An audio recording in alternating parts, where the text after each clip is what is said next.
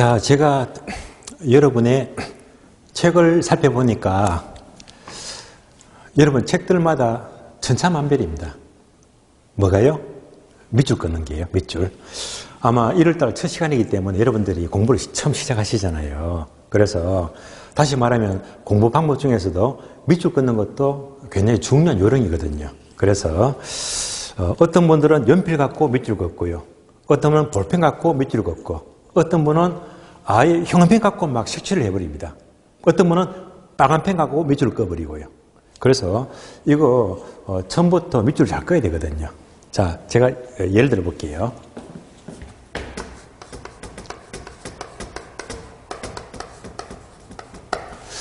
자, 밑줄 긋는 것은요, 1월, 2월 달, 3월, 4월, 5월, 6월. 자, 이러면 이제 세 과정이 기본서가 끝이 나요. 이때마다 이제 밑줄 요령이 달라져야 되거든요. 맞냐? 자, 1월 달부터 벌써부터 빨간 펜 갖고 밑줄을 꺼요. 볼까요? 책이 있습니다. 자, 1월 달부터 빨간 펜 갖고 밑줄을 껐습니다. 또 밑줄 껐고요. 계속 꺼 나갑니다. 3월 달에도 또 빨간 펜과 밑줄 껐고요. 이렇게 6개월 지나가 버리면 책 안이 붉어져 버립니다. 다 중요한 거예요. 엉터리 밑줄이에요. 잘못된 거잖아요. 그래서 어떻게 하느냐. 일단 1월, 2월 이 과정은 처음 공부하시니까 가능한 연필이 있죠. 샤프. 그러니까 연필 갖고 밑줄을 꺼주세요. 자, 연필 갖고 꽂는 거예요. 이렇게.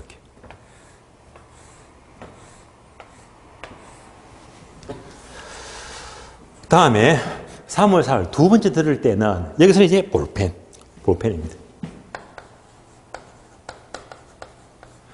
아직까지 빨간 펜 쓰시면 안 돼요. 아직까지는. 그러면 여기서는 주로 이제 뭐 검은색 볼펜이나 청색 볼펜이 있죠. 그래서 이제 볼펜 갖고 서는데, 그러면 다음 달 과정은 또 밑줄 껐잖아요. 이렇게 볼펜 갖고 꺼주는 거예요. 이렇게 밑줄을. 분명히 갈수록 밑줄이 조금씩 적어질 거예요. 예, 범위가 이제 핵심으로 넘어가게 되면. 그래서 이제 연필 갖고 볼펜 갖고 하게 되면 구분이 되잖아요. 밑줄이. 예. 그리고 마지막으로 5월 6월 공부할 때는 드디어 빨간색입니다. 빨간색. 또는 형광펜이 있죠. 마지막 과정이니까 이때는 주로 이제 키워드 해서 이 문장과 얘가 핵심 단어다. 얘가 이제 키워드입니다. 공부하다 보면 밑줄이 많아지는 게 아니고 세 줄이 두 줄 되고 두 줄이 한 단어가 되어버리고 점점 작아지거든요. 그러면 6개월 뒤에 이제 밑줄을 쫙 보게 되면 하늘에 체기가 확 서버리잖아요. 그러니까 연필이 처음 공부할 때였구나. 다음에 볼펜은 이제 두 번째 과정. 핵심 단어는 이제 5월달 과정이다. 이렇게 되면 밑줄도 체기가 잡히거든요. 그래서 밑줄 관리는 처음부터 막 빨간색 절대 안 됩니다. 아시겠어요? 벌써 하신 분들도 많으실 거예요. 예, 잘못된 거예요. 예. 자, 또 이거 볼까요? 예.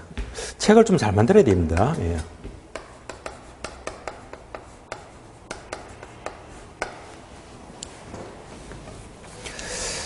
자, 책을 볼까요?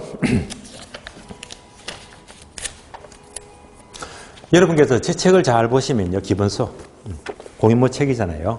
이거 잘 보시면 여기 책 끝에 일일이 목차별로 견출지를 붙여놨거든요. 그래서 이렇게 책을 분류하면 좋아요. 처음 공부할 때. 그래서 저 같으면요, 처음에 총론, 수요 공급, 경기 변동, 시장 또는 공간구조론, 입지론 또는 정책. 그래서 목차마다 여기 보기 좋게 붙여놨거든요. 이렇게 되면 나중에 여러분들이 공부하다 보면 책을 넘길 때 일일이 책을 펼 필요가 없잖아요. 그러니까 투사면 한 번에 딱 투수로 넘어가고요. 간평 한 번에 간평 딱 넘어가 버립니다. 이게 누적이 되면요, 굉장히 시간 절약이 되거든요. 이게 학교론뿐만 아니라 6개 모든 과목을 이렇게 견출지로 이렇게 붙여주세요. 목차마다. 그렇게 되게 되면 책을 찾기가 굉장히 수월합니다. 수월해요. 이게 누적이 되어버리면 엄청난 시간 전략이 되거든요. 공부에 굉장히 도움이 됩니다. 다만 유의점은요. 견출지가 요거 조심하세요. 견출지가 종류가 두 가지가 있는데 종이로 된 게 있고요. 다음에는 이제 코팅된 거. 네, 조심하세요. 네. 제가 이런 그 체크를 안 해드리면 못 모르고 종이로 사는 순간 망합니다. 망해요. 만약 지금 제 책에 붙인 것들은 요 반짝반짝 빛이 납니다. 뭐지? 코팅이 된 겁니다. 만약 종이로 된 견출지를 붙이게 되면 얘는 혼이 납니다. 왜? 종이는 때가 잘 탑니다. 잘 구겨지고요. 그래서 이 종이로 된 걸 붙이게 되면 한 두어 달만 지나버리면 책이 정말 지저분해지는 거거든요. 안 좋아요. 그래서 종이는 절대 아닙니다. 따라 이제 코팅된 거, 이걸 쓰게 되면요. 얘는 깔끔하게 1년 그대로 가거든요. 1년 그대로 갑니다. 보기 좋아요. 그리고 견출지 하게 되면 코팅된 거 어디 가서?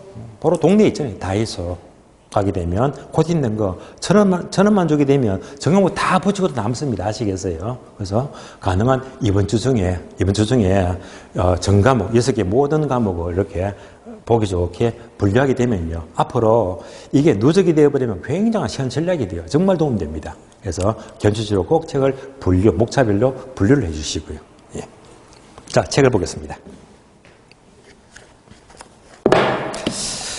자, 교재 보시면 20페이지죠. 20페이지. 분홍선의 분류. 자, 분류는 제가 첫 시간부터 계속 반복 강조하지만은요. 기출표. 이거 1년 중에 가장 중요한 자료잖아요. 이거 보시면서 계속 어디가 중요한지를 계속 확인하고 출제가 어떻게 되는지를 살펴봐야 됩니다. 그래서 한 번 더 표를 보겠습니다. 자, 기출표를 보시면 목차 2장이 있죠. 부동산 개념 분류에서 자, 두 번째 줄을 보시면 자, 끝에 까만 세모 토지의 분류 종합 문제가요. 엄청 많잖아요. 9회, 10회, 11회, 14회, 추가 시험 21, 22, 24, 25, 27, 28, 29, 30, 31, 32, 33 엄청 나왔습니다. 몇 번? 16번요. 이렇게 중요한 거예요. 그리고 뿐만 아니라 지목에 따른 분류, 얘는 이제 2차 과목이죠. 지목에 대한 분류 3번 나왔고 필지, 백지만 묻는 단독 문제가 무려 5번 나왔고요. 건부정가 1번 나왔고 후보지행지 2번 나왔고요. 포락지가 1번 나왔고 여기까지가 바로 토지 분류가 됩니다. 그래서 얼마나 중요합니까? 매년마다 꼭꼭 출제되고 있습니다. 그래서 이 파트는 용어만 정리를 잘 하게 되면 덕점이 용이한데요. 자, 지금부터 하나씩 볼게요. 자, 먼저 동암 1번 국토계획법상의 분류는 여러분들이 2차 과목 공부하시죠. 거기서 용도지역을 말하는 거기 때문에 여러분들이 2차 과목이 가장 기본이 됩니다. 2차 과목이니까 저는 패스합니다. 패스하고. 다음에 두 번째 공간법이 나오죠. 공간법 여러분들 2차 과목이죠. 28개 지목이 있잖아요. 그래서 이런 것들도 자 모두가 2차 과목이니까 일단 1번, 2번은 넘어갑니다. 2차 과목이에요. 3번 보시면요. 토지활동상의 분류. 여기서부터 학교론적인 내용인데요. 종류가 아주 많습니다. 그러면 자 기업번 대지와 택지와 부지 한 장 넘겨서요. 니은번 후보지 이행지, 디귿번 필지와 백지, 리을번 나지와 건부지, 미음번 법지 빈지, 비읍번 맹지와 대지. 다음 페이지 휴한지, 이휴지, 공지, 소지, 선하지, 포락지, 한계지까지입니다. 자, 하나씩 설명을 드리도록 하겠습니다. 그러면 먼저 21페이지 보시면 대지와 택지와 부지가 나와요. 대지와 택지와 부지는 여러분들이 강의 노트 보시면 한눈에 필기하기가 좋잖아요. 그래서 강의 노트에다 조금만 메모하시면 됩니다.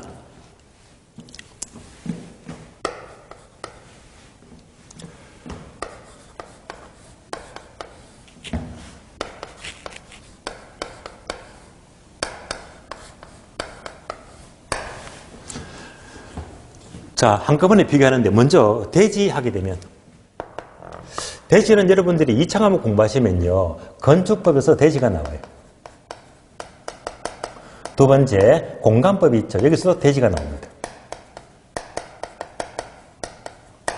그런데 여기서는 굳이 건축법은 알 필요가 없어요. 패스합니다. 왜? 시험에 안 나오니까. 우리 시험은 항상 공간법을 묻거든요. 공간법. 공간법에서는 뭘 공부합니까? 28개 지목이 있죠. 따라서 28개 지목 중에서 지목이 대가 돼요. 지목이 대인 토지를 대지라고 불러요. 이렇게만 연결하시면 됩니다. 자, 그러면 이제 지목이 대 하게 되면 얘는 뭘 가르치느냐? 용도만 떠올리자. 그러니까 주상 두 가지입니다. 즉, 주거용과 상업용 있죠. 그래서 주상 두 가지는 무조건 대지라고 부르시면 돼요. 그러면 주상 두 가지니까 뭐가 빠졌다? 공장이 빠졌죠. 공장. 따라서 공장은요, 공장 용지가 있다. 공장 용지하게 되면 지목이 장이 되거든요. 얘는 별개의 지목이기 때문에 별개의 지목이 있으니까 공장 용지는 대지가 될 수가 없다. 주상 두 가지가 대지가 되는 거예요. 우리가 실무 속으로 이런 얘기 많이 듣죠. 나대지. 많이 들었었죠. 나대지. 나대지 하게 되면 여기서 대지가 들어갔잖아요. 그럼 대지는 뭐라고 했지? 주거용과 상업용. 그러니까 나대지 하게 되면요. 낮이면서 주거용과 상업용에서 낮이인데 그 주상을 가리켜서 나대지라고 표현합니다. 주로 이제 대지하게 되면 주상 두 가지를 가리킵니다.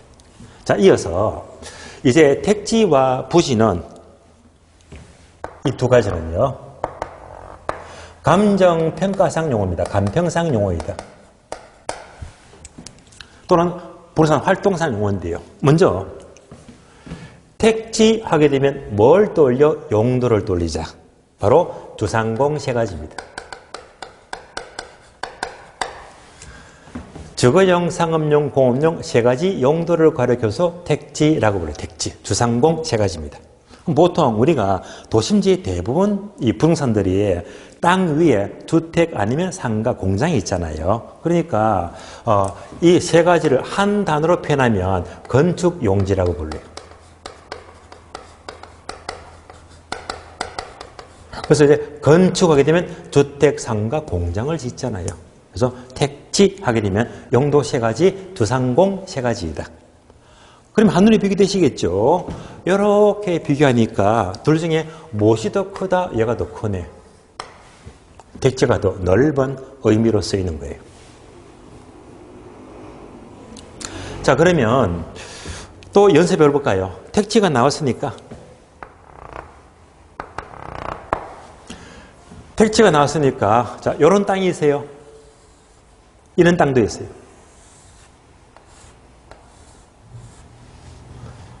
그러면 얘는 뭡니까? 토지 위에 아무런 건물이 없으니까 맨 땅이니까 낮이라고 부르고, 건물이 있죠. 이런 땅은 뭐라고 했다? 건부지. 낮이와 건부지다. 그러면 택지는요, 주상공 용도가 세 가지인데 택지는 낮이를 말할까요? 건부지를 말할까요? 둘 중에 무엇을 가리킬까요? 낮이와 건부지. 정답은요, 둘 다. 둘 다. 왜냐하면요, 택지는 용도가 중요해요. 주상공 세 가지. 그러니까 낮이와 건부지와는 상관이 없다는 말입니다. 다시 말하면, 자, 낮이다. 맨 땅인데 앞으로 이 땅에다가 주택을 지을 거래요. 상가를 지을 거래요. 공장을 지을 거래요. 그러니까 바로 주상공이다. 택지가 되고요. 이제 이렇게 넘어가서 주택을 지었잖아요. 상가를 지었잖아요. 공장을 지었잖아요. 이런 땅도 택지가 된다. 그래서 택지는 건물이 있고 없고 관계없이 이 토지의 용도가 주상공이면 무조건 택지가 돼요. 한마디로 건축 용지를 가리킵니다. 다음에 부지. 자, 부지는 무조건 모든 바닥 토지다. 바닥에 깔린 땅이에요. 바닥 토지.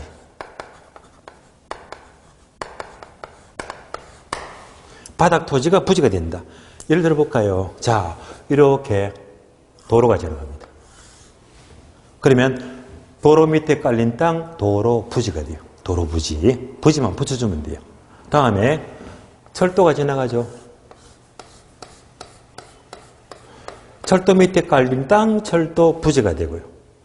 이렇게 하천이 흘러갑니다. 하천 밑에 깔린 땅, 하천 부지. 부지만 붙여주면 돼요. 도로 부지, 철도 부지, 하천 부지. 바닥 토지를 말합니다. 한 가지만 더 추가하죠. 건물이 있어요.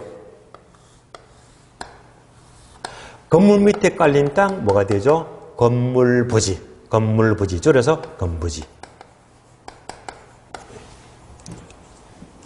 모든 바닥 토지가 부지가 됩니다. 그러면 잘 비교합니다. 지금 요 세 가지는요.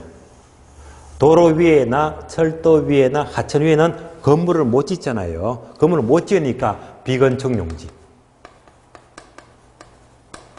비건축 용지가 되고요. 얘는 건물을 지었잖아요. 지었으니까 건축 용지가 되는 거예요. 그래서 다시 한 번 더 정리하자면, 자, 부지는 먼저 건축 용지가 있죠.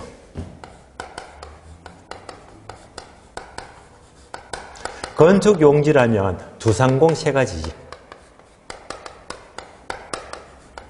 얘가 포함이 되고, 다음에 건축할 수 없는 거, 도로 부지, 철도 부지, 하천 부지, 이런 것들은 비건축 용지가 돼요.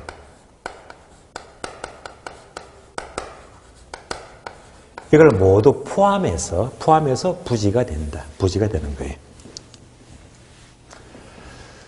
자, 그래서 이제 이렇게 비교하니까 결국 택지보다 부지가 훨씬 더 넓은 개념이네. 넓은 개념이다. 그래서 대지와 택지와 부지는요, 이렇게 한눈에 비교를 합니다. 한눈에요.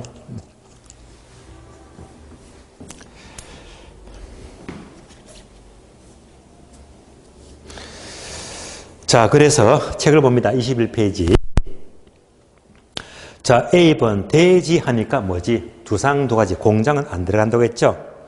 따라서 이제 가번 보게 되면 대지는 공간법상의 지목이 대 밑줄. 지목이 대이면 대지가 되고요. 자, 나번은 건축법인데요. 나번은 앞에다가 X 하세요. 보지 마세요. 심이 안 나오니까요. 건축법은 심이 안 나온다고 했어요. 지목이 대만 아시면 되고요. 다음에 B번 택지. 택지는 두 번째 줄 보시면요. 색깔로 된 글씨 있죠. 두 번째 줄 적미줄입니다. 주거, 상업, 공업용지 밑줄 나왔죠. 주상공 세 가지 용도가 택지가 되고 줄여서 말하면 건축용지가 되는 거예요. 다음에 10번 내려가죠. 부지는요. 첫 줄 보게 되면 중간에 바닥 토지 밑줄 모든 바닥 토지가 부지가 된다. 여기까지 보시면 되겠습니다. 다음 페이지 넘어갑니다. 다음 페이지 보시면 자, 2번번 후보지와 이행지는요. 앞에다가 별표하세요. 중요합니다. 아주 빈줄 자주 나옵니다. 그러면 책을 보게 되면요. A번 후보지는 일단 밑줄합니다. 택지지역, 농지지역, 임지지역 상호간 밑줄. 여기서 용도가 바뀌면 후보지가 되고요. 다음에 B번 이행지는 또 첫 줄 밑줄 하세요. 택지지역, 농지지역, 임지지역 내에서 밑줄. 여기까지가 이행지인데요. 자, 이 과정을 이해하기 위해서는요, 아래에 표가 나오죠.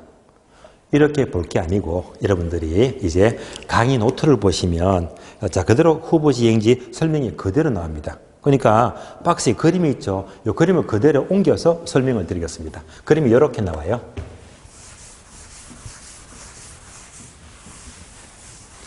자, 토지의 종류가요.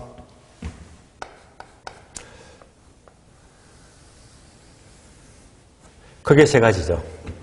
택지지역, 다음에 농지지역, 다음에 임지지역입니다.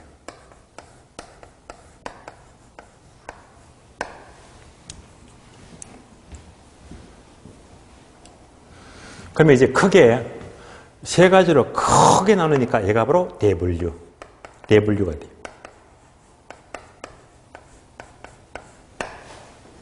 다음에 용도를 세분합니다. 세분하니까 택지지역은 앞에서 택지는 무조건 뭐라고 했다? 주상공.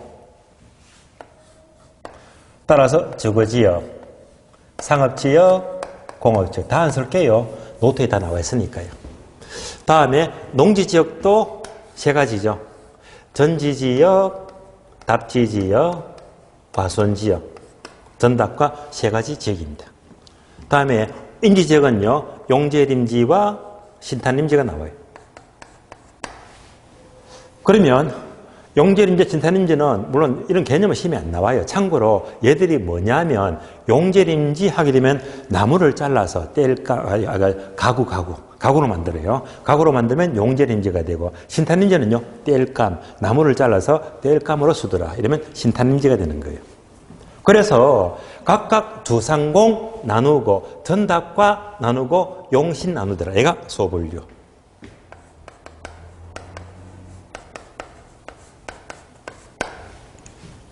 이제 후보지와 이행지 하게 되면 앞에서도 책을 밑으로 그었지만은요, 이렇게 본다면요, 먼저 대분류 간의 용도가 바뀌어요. 예를 들면 인지가 농지로 바뀌어요. 농지가 택지로 바뀌어요. 이렇게 대분류 간의 용도가 이렇게 크게 바뀐다면 후보지가 돼요. 그래서 후보지는요, 대분류 간의 용도 변경이다 라고 보시면 돼요. 다음에 이행지는요, 소분류 간의 용도 변경이 됩니다. 소분류 간의 용도 변경입니다. 그러니까 택지지역은 다시 이렇게 나눠졌잖아요. 주상공길이 이렇게 서로 용도가 바뀌어요. 주상공길이 이러면 이행지가 되고, 다시 전답과 길이 또 이렇게 용도가 바뀌는데요. 이러면 또 이행지가 되고요. 용신길이 용도가 바뀌는데 이러면 또 이행지가 되는 거예요. 따라서 세분된 용도끼리 서로 바뀐다면 이행지다라고 보시면 돼요. 그래서 우리 시험은 어떻게 문장을 묻느냐. 얘가 시험 지문입니다. 그러니까 농지지역이 택지로 바뀐다면 무슨 땅? 후보지. 후보지. 공업지가 주거지로 바뀐다면 이행지죠. 이런 것들이 모두가 그대로 시험 지문에서 나오는 내용들입니다. 자, 그래서 임지가 농지로 바뀌어요. 무슨 땅? 후보지. 농지로 바뀌니까 그냥 농지 후보지. 바뀔 땅 이름만 붙여주면 돼요. 농지로 바뀌니까 농지 후보지. 농지가 택지로 바뀐다면 무슨 후보지? 택지 후보지. 택지 후보지. 공업지가 주거지로 바뀌는데요. 무슨 이행지? 주거 이행지. 주거지가 상업지로 바뀌는데요. 무슨 땅? 상업 이행지. 전지가 답지로 바뀐대요. 무슨 땅? 답지 이행지. 구분되시겠죠? 그래서 한 가지만 조심하자. 한 가지만. 자, 만약 전지가 공업지로 바뀐대요. 이러면 얘가 뭐가 될까요? 이것만 조심하자. 이 땅을요, 절대 이행지라고 하면 안 됩니다. 아시겠어요? 왜냐? 전지는 농지지역에 속하잖아요. 공업지역은 택지지역에 속하잖아요. 그러니까 결국은 담을 넘어갔잖아요. 월담했죠. 넘어가니까 이행지가 될 수가 없다. 이 말은요, 농지가 택지로 바뀌었다는 말입니다. 그래서 이런 땅은 무슨 땅이 되지? 후보지입니다. 따라서 전지가 공업지로 바뀌었다면 농지가 택지로 바뀌었다. 따라서 후보지를 가리킵니다. 구분되시겠죠? 아직까지 여기까지는 출제가 안 되거든요. 언젠가는 이런 예문들도 출제가 가능합니다. 그래서 이렇게 묻게 되면 고급 지문이죠. 여기까지는 절대 조심하시고요. 그러면 연습해 볼까요? 용제림지가 과수원지역으로 바뀐대요. 무슨 땅이지? 담을 넘어갔잖아요. 그러니까 이런 땅은 무슨 땅? 바로 후보지다. 까지를 보시면 돼요. 자, 따라서 후보지 하게 되면 대분류 간의 용도가 바뀐대요. 다시 이행지는 세분된 용도끼리 서로 용도가 바뀐다 라고 구별하시고요. 그러면 강의 노트 보게 되면 책에는 없는 건데요. 따로 이렇게 메모가 됐습니다. 뭐가 나와 있죠? 참고, 성숙도.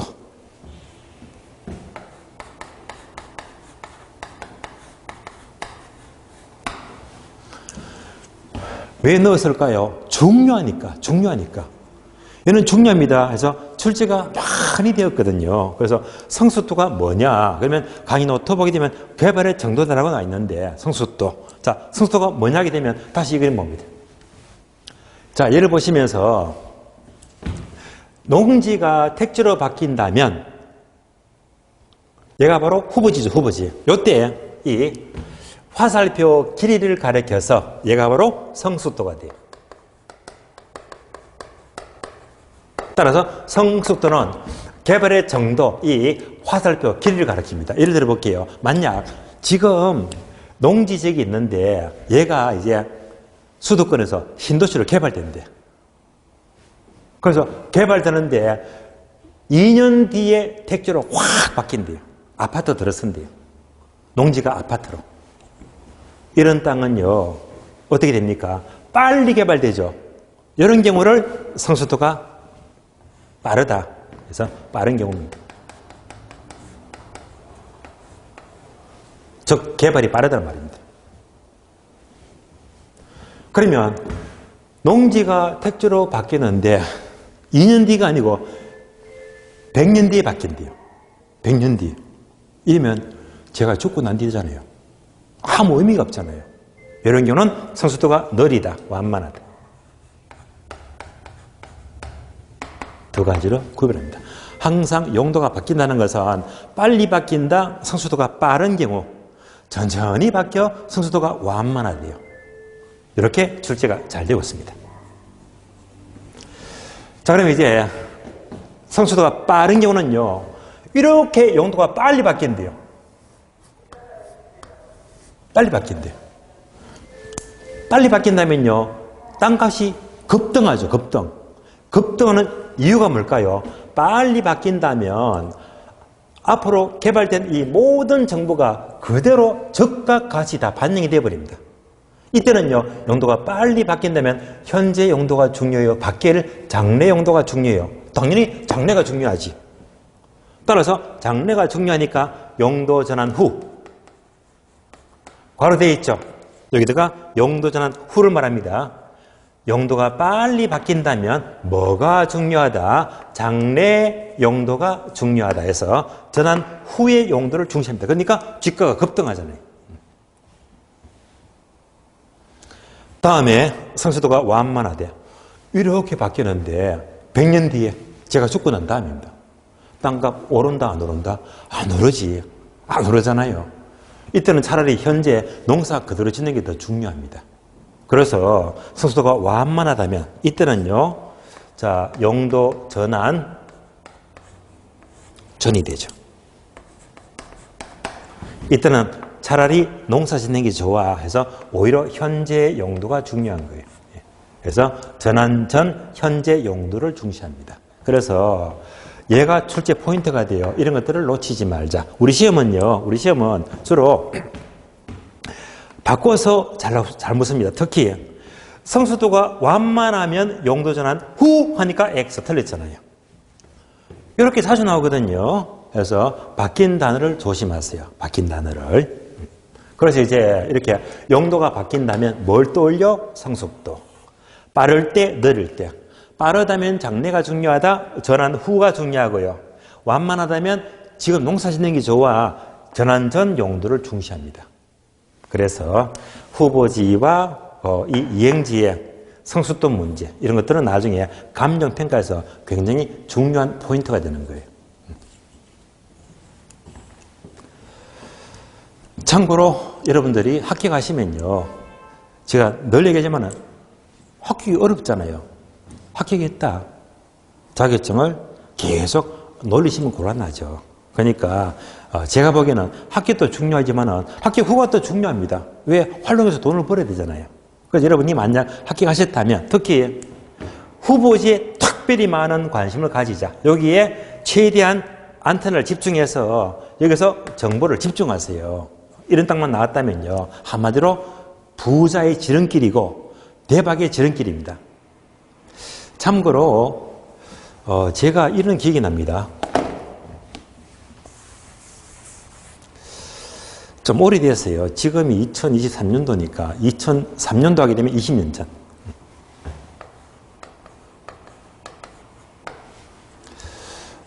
이 당시에 제가 서울의 강남 종로 노량진, 부산의 서면 쪽에 강의를 했거든요. 그래서 마침 이때 부산에서 강의를 하는데 이 당시에 20년 전. 이때 강의하는 도중에 아주 귀한 정보를 얻었거든요. 어떤 정보냐? 바로 이겁니다. 농지 임지가 택지로 바뀐대. 어떤 정보? 후보지. 그러니까 이 부산에 여러분들 김해 들어보세요. 김해 공항이 있잖아요. 외곽지입니다. 외곽지. 그 당시에 상당히 외곽지였거든요. 그래서 이 당시에 김해 쪽에 경륜장 사이클장이 있잖아요. 경륜장이 들었을 거예요. 개발된대요. 무슨 말입니까? 현재 임지나 농지가 경륜장 들어서면요, 크게 개발되면서 주변에 모텔 들어서고 식당이고 뭐 주거용이고 전부 다 택지로 개발되잖아. 그래서 이제 경륜장 개발된다는 게 결국은 뭐지? 농지 임지가 택지로 크게 개발된다. 바로 후보지입니다. 예. 딱 듣자마자 제가 감을 잡고 무조건 여기 찍어서 땅 들어가자. 예. 결심을 했습니다. 왜? 후보지니까. 아직 안 바뀌었거든요. 예. 그래서 이제 시세를 몰래 알아보니까 그 당시에 도로를 낀 땅입니다. 도로를 낀 이 농지가요. 농지가 얼마더라? 평당 50만 원. 평당 50만 원입니다. 그럼 얘가 언젠가는 뭘로 바뀝니까? 조상공으로 택지로 바뀌잖아요. 바뀌어버리면 얼마입니까? 평당 500이 넘어갑니다. 500이. 예. 어마어마하잖아요. 지금은 기껏해 분들 50만 원밖에 안 해요. 왜? 농지니까. 그러나 앞으로 분명히 택지로 개발되거든요. 그래서 평당 현 시세가 50만 원 하더라. 제가 고민을 했어요. 얼마를 투자하지? 좋아. 200평만 사자. 200평. 200평. 그럼 얼마가 돼요? 계산하니까 1억. 그래서 200평을 50만 원에 사게 되면 1억이면 살 수 있겠다. 200평 사게 되면 식당을 지어도 얼마나 넓어요. 주차장도 아주 넓고요. 모텔을 지어도 좋고 뭐든 다 헐렁하죠. 또 서로 이 분할도 가능, 100평씩 분할도 가능하잖아요. 딱 제가 생각하니까 1억이 좋겠더라고요. 그래서 1억 잡고 드디어 땅을 살려고 결심했습니다. 그런데 정작 1억을 만들어야 되거든요. 1억을. 그때 제가 돈이 없었는 건 아닌데요. 하필이면 2003년도에 제가 시내에 학원을 큰 학원을 차렸어요. 한 3억 들어갔거든요. 그러다 보니까 모든 돈이 이제 학원에 다 투자하는 바람에 현금이 완전히 앵꼬가 돼버렸어요. 또 현금이 없더라고요. 어떡합니까? 땅은 보이는데. 그래서 가족들한테 폭탄 선언했어요. 나 아파트 판다. 그러니까 이 땅 살려고 아파트 팔 거니까 한 몇 년만 고생하자. 예, 아파트 깨끗하게 팔고 융자 다 끄고 1억을 만들어서 이 땅 살 테니까 당분간 2, 3년만 우리가 달새방에 살자. 예. 그래서 가족들한테 동의를 받았습니다. 동의를 받고 드디어 집 근처에 매물을 내놨어요. 빨리 팔아주세요. 빨리. 예. 그래서 융자 다 끄고요. 1억은 만들겠더라고요. 그때가 언젠가면요. 12월 달입니다. 한겨울쯤. 한겨울쯤 이 추운데 아파트가 안 팔리잖아요. 1월 달도 안 팔려. 2월 달도 안 팔려. 안 팔리잖아요. 안 팔리니까 제가 환장하는 거예요. 빨리 팔아서 용자 끄고 1억 갖고 빨리 땅을 사야지 이 땅을 200평을 살 수 있는데. 그래서 언제 팔리더라? 3월, 4월 넘어가도 이때 되면 팔릴 수 있겠네. 그래, 제가 하도 급한 나머지 500만 원 깎아주고 1000만 원 깎아주고 해도 안 팔려요. 겨울철에. 3월달에 딱 떼버리니까 문제가 생겼습니다. 어떤 문제? 3월달인데 거세 땅값이 얼마나 올랐는지 평당 50만 원짜리가 평당 80만 원 올라버린 거예요. 그래서 60% 올라가고 거의 배 가격이 오른 거예요. 이렇게 되면 1억이 아니라 1억 6천이 필요하지. 이렇게 올라가 버리니까 막 김이 팍 새더라고요.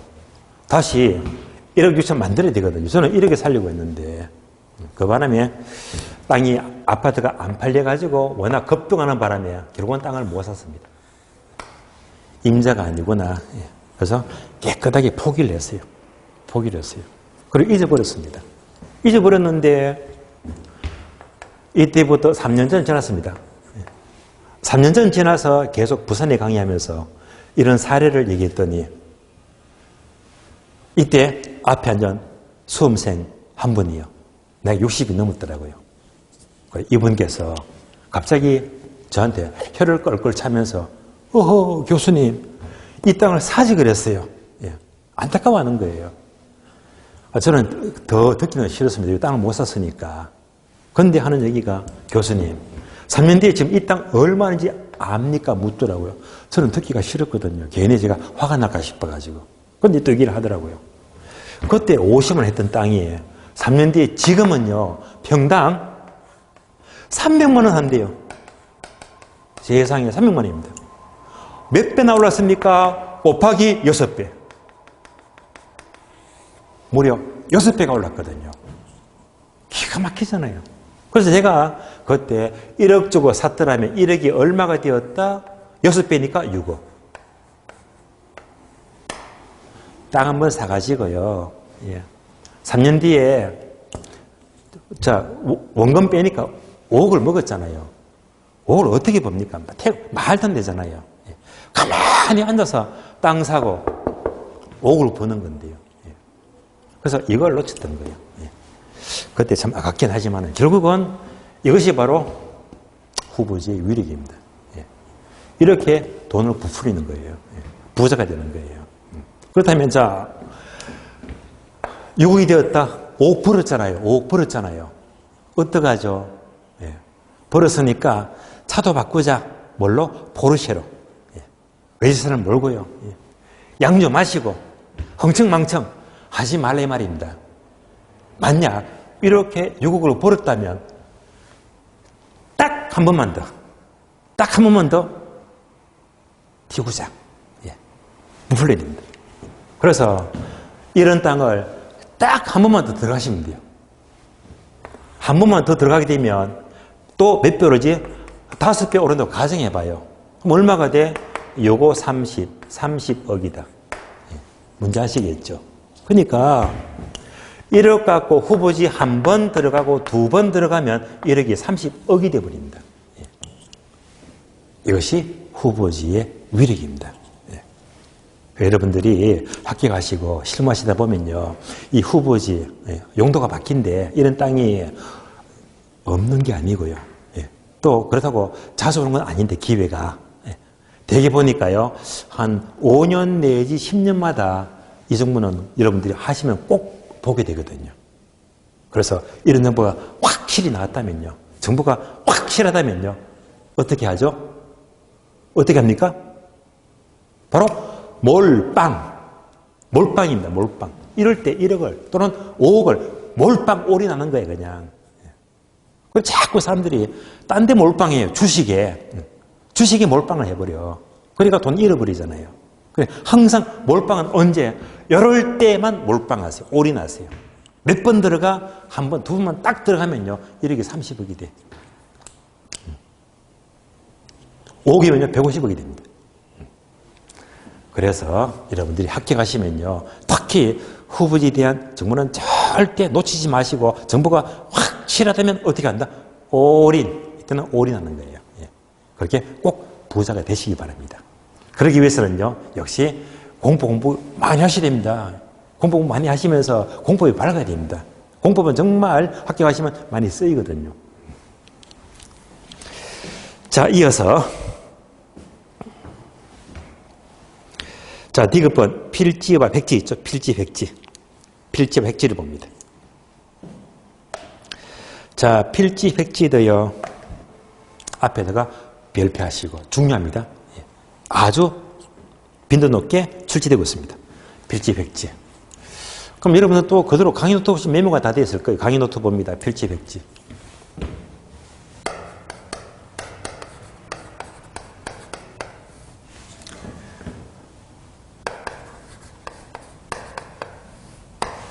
자, 필지와 백지이다. 그러면 예를 들면 어떤 땅이 있어요. 한 필지 땅이 있는데 이 땅이 10번지 땅이래요. 10번지 땅이다. 똑같은 땅인데 경우에 따라서는 필지가 될 수도 있고 또 획지가 될 수도 있다. 두 가지 모두 가능한데요. 어떻게 구별하느냐? 자, 필지만 놔두면 괄호 되어 있죠. 괄호 메꾸자. 필지는요, 여기다가 권리를 써요, 권리. 권리를 가리키면 필지가 돼요. 획지는 괄호 되어 있죠. 뭘 쓰자? 가격. 가격을 가리키면 획지가 된다. 이렇게 구분하시면 돼요. 한 번 더 반복. 가격은 무슨 땅? 획지. 권리는 무슨 땅? 필지. 해서 이렇게 구분합니다. 예를 들어 볼까요? 어떤 사람이 이 땅을 사러 왔어요. 그러면서 묻습니다. 이 땅은 얼마 합니까? 묻습니다. 얼마 합니까? 뭘 묻죠? 요거 물었지. 얼마 합니까? 그러면 뭘 가리킨다? 획지. 그래서 얼마 합니까? 하니까 이 땅은요 10억 합니다. 10억이래. 이때 10억은 무슨 가격? 획지 가격입니다. 이렇게 가격 가리키면 뭐? 획지. 그래서 10억이라고 하니까 또 묻죠. 이 땅은 갑의 땅입니까? 을의 땅입니까? 누구 땅입니까? 뭘 묻죠? 권리를 묻지. 소유권, 권리를 묻잖아요. 이럴 때 가리키는 게 바로 필지가 되는 거예요. 되시겠죠? 그래서 가격을 가리킨다. 바로 획지가 되고요. 소유권, 권리를 가리킨다. 필지가 되는 거예요. 그래서 이제 그대로 보시면 돼요. 필지는 첫 번째. 필지는 어디서 공부하더라? 바로 공간법이죠. 2차 과목이죠. 공간법에서 공부하더라.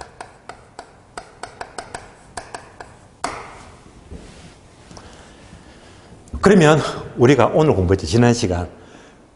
부동산 학에서 부동산 개념은 뭐지? 법경기. 복합 개념. 따라서 자, 복합 개념 법경기 중에서 법이 나왔네. 그래서 복합 개념 중에서 두 번째 법률적 개념에 속하는 거예요.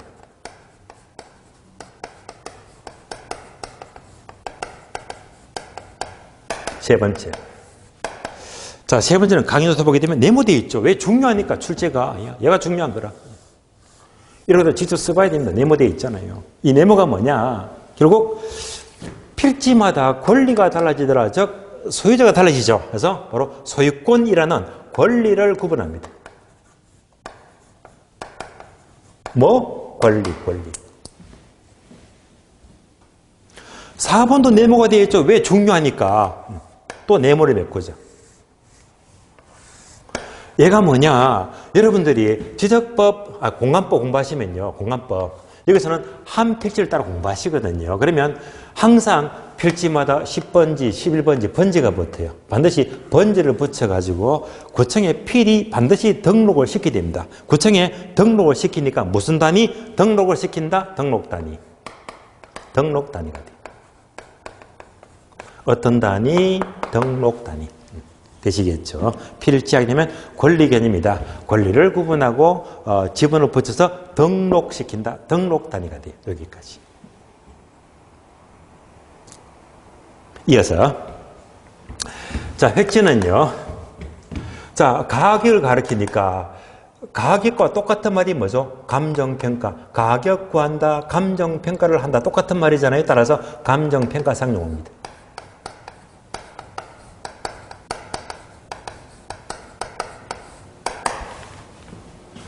결국 가격, 감정평가하게 되면 법경기, 복합 개념 중에서 뭐지? 경제적 개념입니다.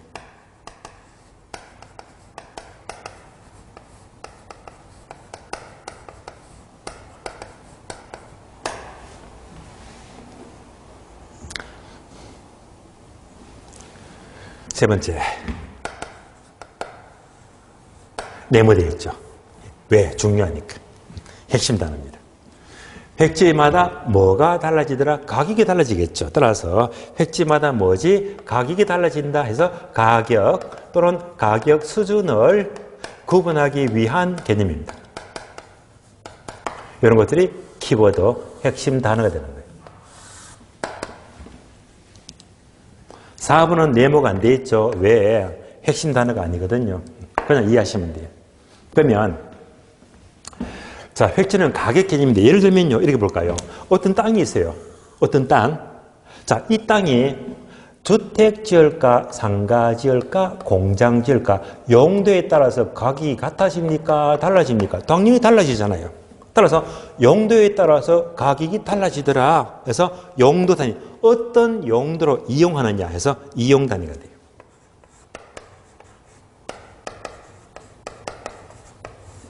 따라서 어떤 용도로 이용하느냐에 따라서 가격이 달라지거든요. 이용 단위가 됩니다. 그래서 필지와 핵조립은 나중에 문제 푸시면 결국 얘만 집중적으로 묻더라고요. 세 가지를요. 여기까지를 보시면 돼요.